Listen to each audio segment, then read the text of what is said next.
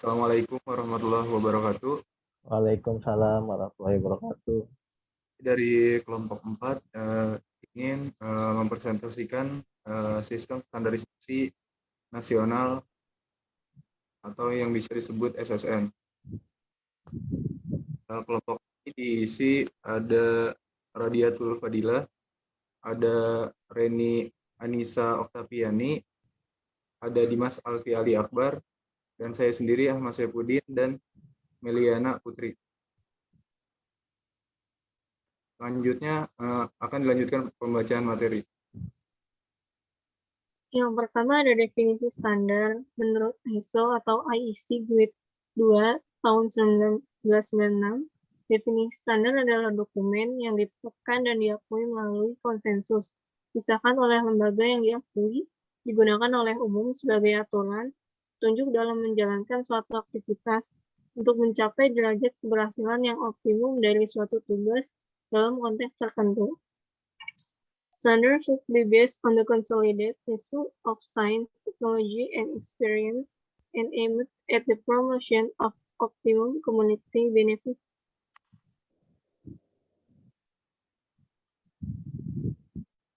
Pengertian sistem standarisasi nasional atau SSN adalah tatanan jaringan sarana dan kegiatan standarisasi yang serasi, selaras, dan terpadu serta berwawasan nasional, yang meliputi penelitian dan pengembangan standarisasi, rumusan standar, penerapan standar, kerjasama, informasi, dan dokumentasi standarisasi, pemasyarakatan, pendidikan, dan pelatihan standarisasi.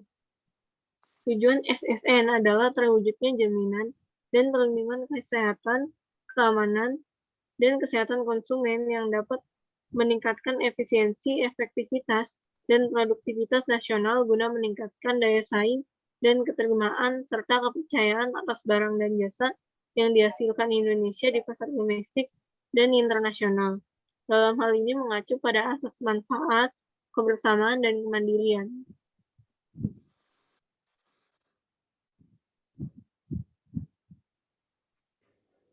Selanjutnya itu ada di lingkup kegiatan SSN.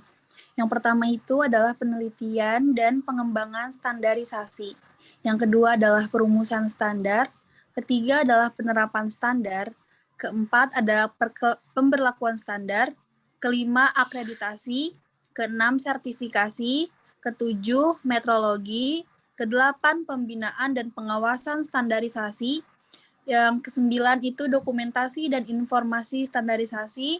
Yang ke-10 itu kerjasama standarisasi. 11 permasyarakatan standarisasi.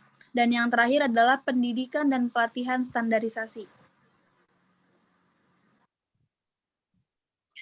Selanjutnya itu ada fungsi-fungsi BSN.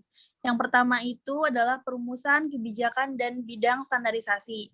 Yang kedua adalah penyusunan rencana dan program nasional di bidang standarisasi. Yang ketiga adalah pembinaan dan pelaksanaan koordinasi kegiatan standarisasi dengan instansi teknik dan instansi lainnya.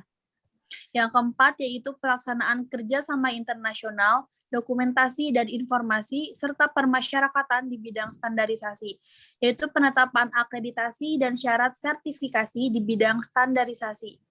Yang kelima yaitu pelaksanaan penelitian dan pengembangan di bidang standarisasi. Yang keenam adalah penerapan standar nasional Indonesia atau SNI. Yang terakhir itu penyelenggaraan diklat di bidang standarisasi dan jaminan mutu. Selanjutnya ada tujuan penerapan standar. Yang pertama itu ada terwujudnya jaminan mutu barang atau jasa, peningkatan produktivitas, daya guna dan hasil guna, serta perlindungan terhadap konsumen, tenaga kerja, dan masyarakat dalam hal keamanan, keselamatan, kesehatan, dan kelestarian fungsi lingkungan hidup. Yang kedua, terwujudnya jaminan bagi pihak yang memerlukan sertifikasi bahwa unit atau institusi, individu, barang, atau jasa yang diberikan telah memenuhi persyaratan yang ditetapkan. Yang ketiga itu ada terwujudnya kepercayaan pelanggan dan pihak lain yang terkait bahwa suatu institusi atau individu, barang atau jasa yang diberikan telah memenuhi persyaratan yang ditetapkan. Yang keempat, terwujudnya citra Indonesia di mata internasional dalam sistem perdagangan yang adil dan jujur. Yang lima, terwujud jaminan atas kebenaran hasil pengukuran dan pengujian. Selanjutnya ada pemberlakuan SNI, mengikuti ketentuan seperti yang pertama itu ada program pemberlakuan SNI wajib. Yang kedua, tersedia infrastruktur penunjang untuk penerapan SNI wajib. Yang ketiga, kesiapan produsen dan atau pemberi jasa dalam penerapan SNI wajib. Yang keempat, ada masa transisi untuk memberi kesempatan kepada pihak produsen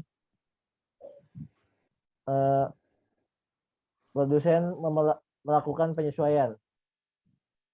Selanjutnya ada mengenai tugas pokok adalah memberikan akreditasi kepada lembaga sertifikasi, laboratorium kalibrasi dan ataupun penguji. Yang selanjutnya lembaga inspeksi teknis, lembaga pelatihan standarisasi dan jaminan mutu. Yang terakhir bidang standarisasi lainnya sesuai kebutuhan. Selanjutnya bisa dijelaskan oleh Radiatul Fadilah.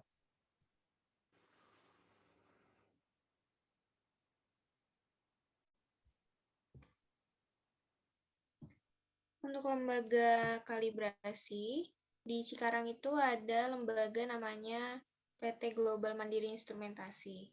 Kalibrasi sendiri merupakan proses verifikasi atau akurasi alat ukur sesuai dengan rancangannya dengan cara membandingkan suatu standar yang terhubung dengan standar nasional maupun internasional dan bahan-bahan acuan tersertifikasi.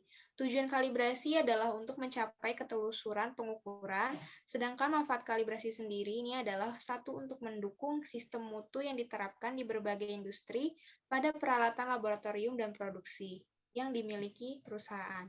Kedua, dengan melakukan kalibrasi, bisa diketahui seberapa jauh perbedaan ataupun penyimpangan antara harga benar dengan harga yang ditunjukkan oleh alat ukur.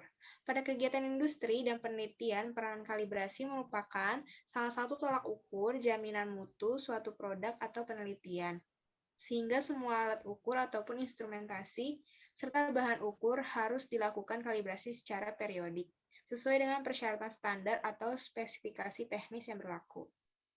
Untuk selanjutnya ada pemberlakuan SNI mengikuti ketentuan seperti 1. Adanya program pemberlakuan SNI wajib. Kedua, next selanjutnya aja Mas, slide selanjutnya. Yang ke D ini ada tujuan SSN, di mana 1. Meningkatkan efisiensi dan daya saing nasional. Kedua, menunjang dihasilkannya barang dan jasa berdaya saing tinggi. Yang ketiga, ini adalah melindungi kepentingan masyarakat sesuai dengan kepentingan internasional yang telah disepakati. Yang keempat, ada memperdayakan sumber daya manusia negeri.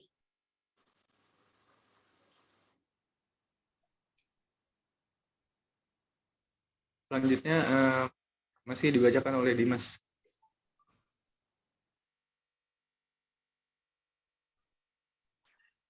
Selanjutnya ada pertimbangan atau kebijakan standarisasi nasional.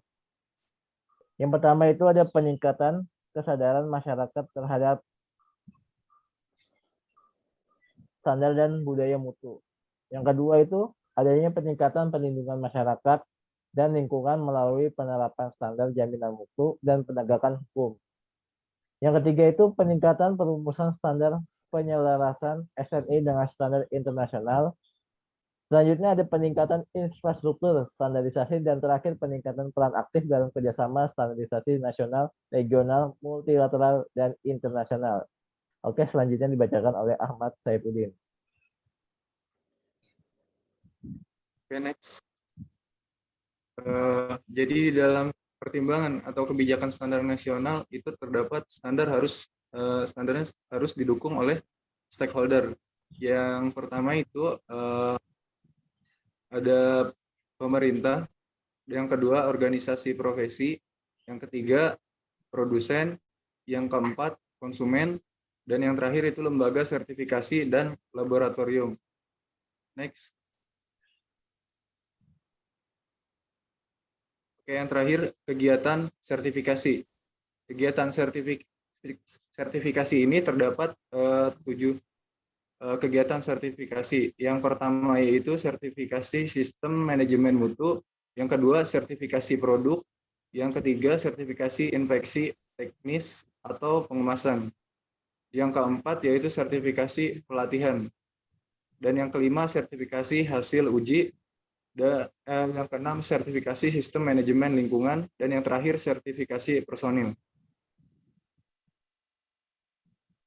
Sekian dari kelompok kami. Wassalamualaikum warahmatullahi wabarakatuh. Waalaikumsalam warahmatullahi wabarakatuh.